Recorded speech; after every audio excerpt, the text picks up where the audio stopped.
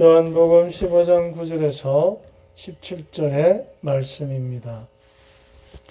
그때 예수님께서 제자들에게 말씀하셨다.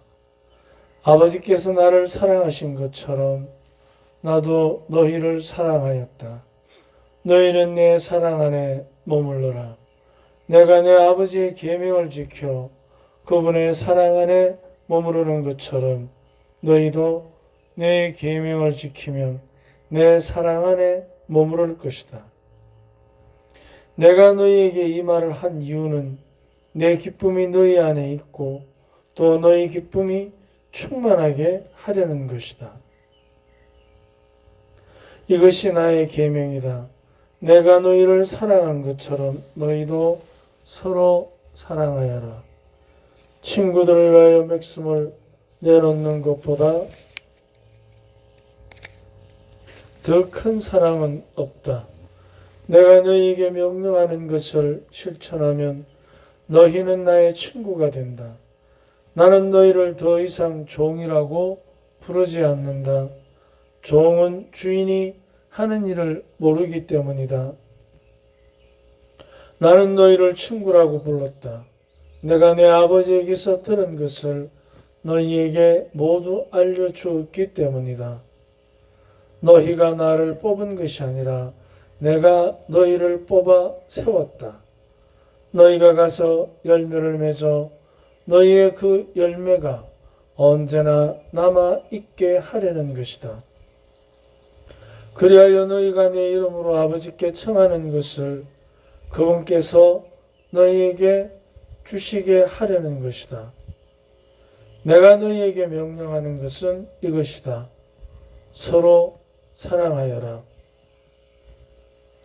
주님의 말씀입니다.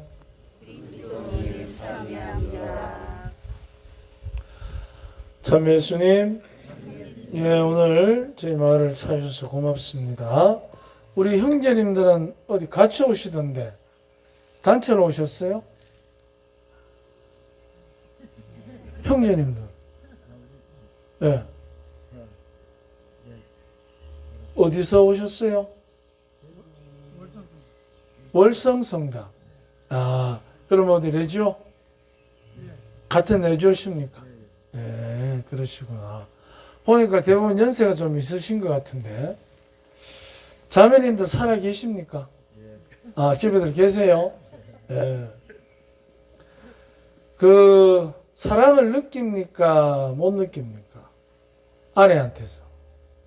지금은 다들 한 40년 넘게 사신 것 같은데. 그죠? 사랑을 느끼십니까? 잘 못 느끼십니까? 느낍니다. 느낍니까? 어떨 때 느끼십니까? 요즘도 뽀뽀하십니까? 예? 항상 합니까?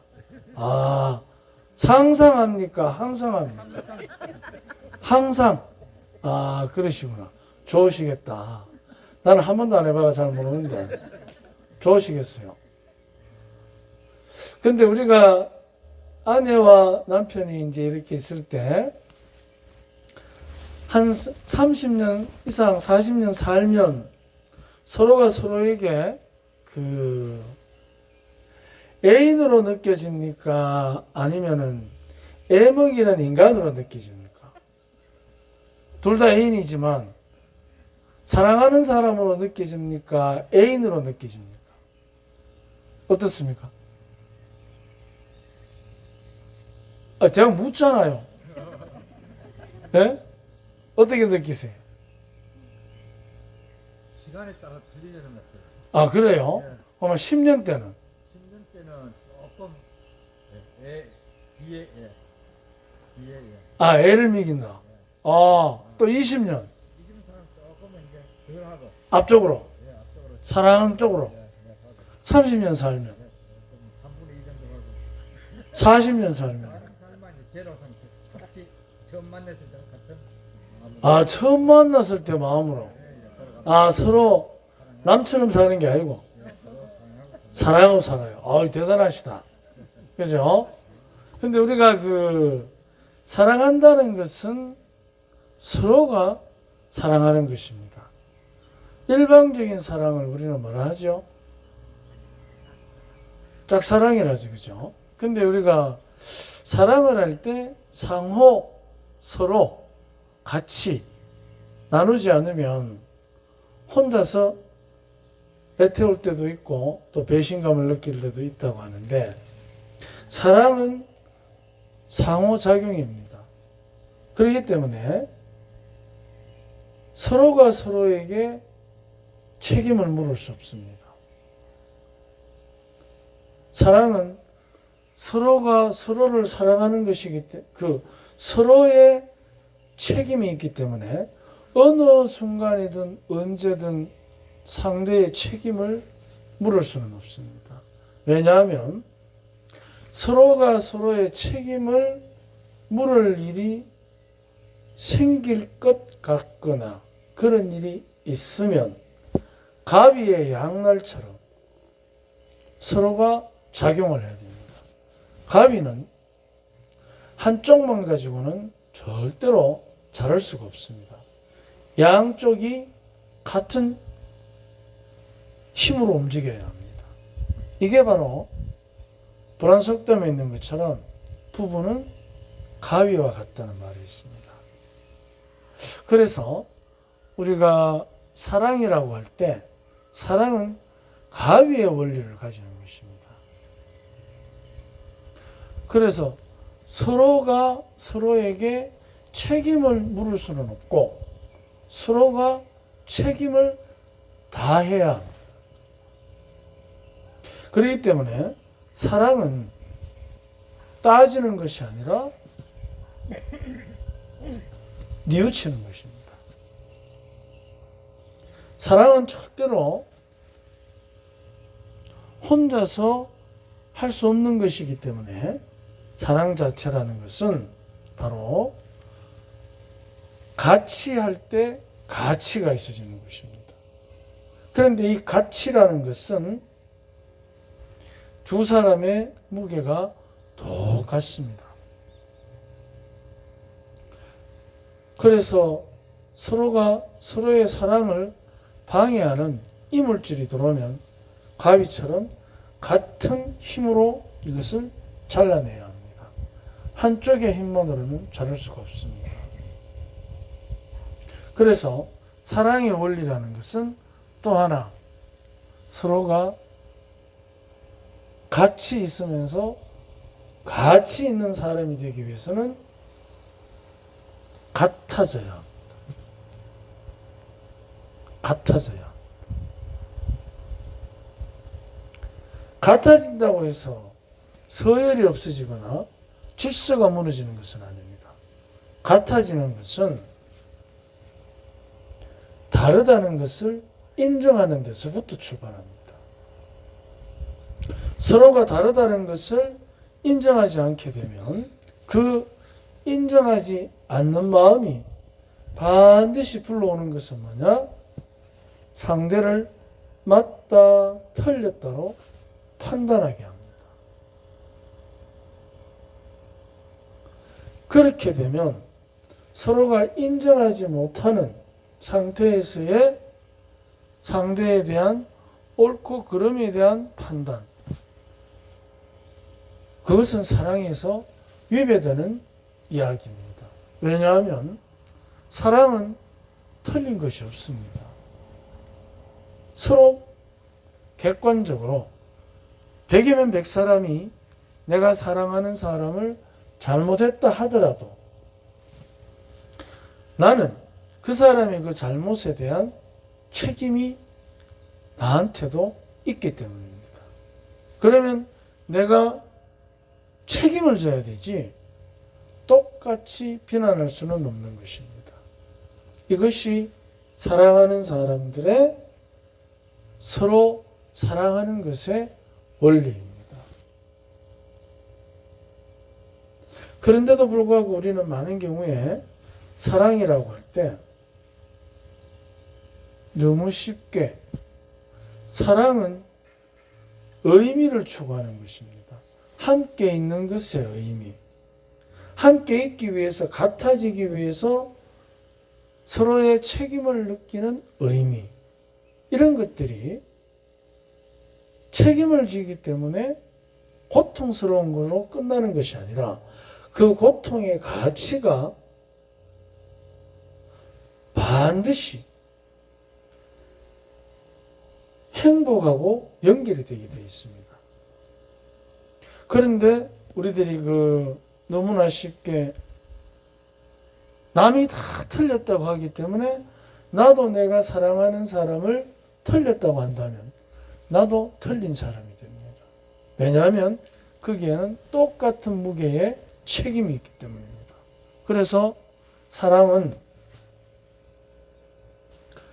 맞고 틀리고의 문제가 아니고 그야말로 서로가 같이 있기 위해서 가치 있는 삶을 위해서 같아지는 것.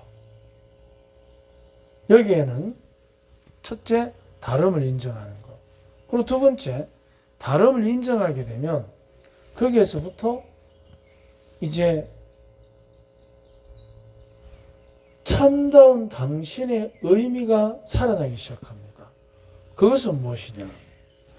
누가 아무리 그 사람을 틀렸다 하더라도 나에게만은 그 사람의 가치가 살아나기 시작합니다. 남들은 다 개무시하더라도 나에게만은 내가 사랑하는 사람의 가치가 아름답게 느껴지는 것입니다. 그래야 이 사랑은 의미가 있어지기 시작하고 바로 사랑하기 때문에 흥미가 있고 재미가 있고 깨가 쏟아진다는 말의 의미는 바로 너만의 가치가 나에게 발견되어질 때, 너만의 가치를 내가 느낄 수 있을 때, 다 손가락질 하더라도 나는 품어주는 거죠. 그게 바로 사랑이라는 겁니다. 그래서 주님께서는 우리에게 서로 사랑하여라. 이 말을 하니까 어떤 사람이 자기만 저 사람을 사랑하는 것 같고 저 사람은 나를 사랑하지 않는 것 같아. 왜? 매번 보면 자기밖에 모르고 하는 행동도 지 맘대로 하고. 그러니까 이 한 사람이 나는 도저히 심으로 사랑을 느낄 수가 없습니다. 그래서 그러면은 성경에는 서로 사랑하라 했기 때문에 내 혼자만 사랑하는 것은 아무런 의미가 없습니다. 근데 이 서로 사랑하라는 말은 서로가 50대 50으로 사랑하라는 뜻이 아닙니다. 50대 50으로 사랑하라는 것이 아니고 전격적으로 사랑하라는 것입니다. 그러면 판을 뒤집어서 얘기하면 어떻게 되느냐? 저 사람이 나를 사랑할 때까지 사랑하라. 이런 의미까지도 가는 것입니다. 50대 50의 시소를 얘기하는 게 아니에요. 그래서 사랑은 지분이 아니잖아요. 사랑은 전격적인 것입니다. 그렇기 때문에 서로 사랑하라는 말은 상대가 사랑하지 않으면 니도 안 해도 된다. 이런 뜻이 아닙니다. 그게 아니고 항상 사랑하라. 전격적으로. 그러면은 사랑하는 사람이 삶을 행복하게 삽니다. 저 사람은 나를 사랑하지 않으니까 내가 사랑해야 될 이유가 있습니까? 하는 사람은 사랑하는 사람이 아니에요. 따지는 사람이죠. 사랑은 따지는 게 아니고 전폭적인 겁니다. 그래서 어떻게? 너가 잘하니까가 아니고 너니까. 이걸로 끝나는 거예요. 사랑은. 근데 우리는 대부분 너가 잘할 때 사랑하고 잘못할 때는 싸우고. 근데 더 큰 사랑을 위해서 우리의 부족함 때문에 싸울 수는 있습니다. 하지만 사랑은 따지는 것이 아니라 전폭적인 거라는 거. 그래서 서로 사랑하는 말은 더 깊게 그 사람이 나를 진심으로 사랑할 때까지 사랑할 줄 아는 지혜, 그것을 의미하는 것입니다. 그래서 주님께서 내가 너희를 사랑한 것처럼 하는 표현을 쓰는 겁니다. 내가 너희를 사랑한 것처럼.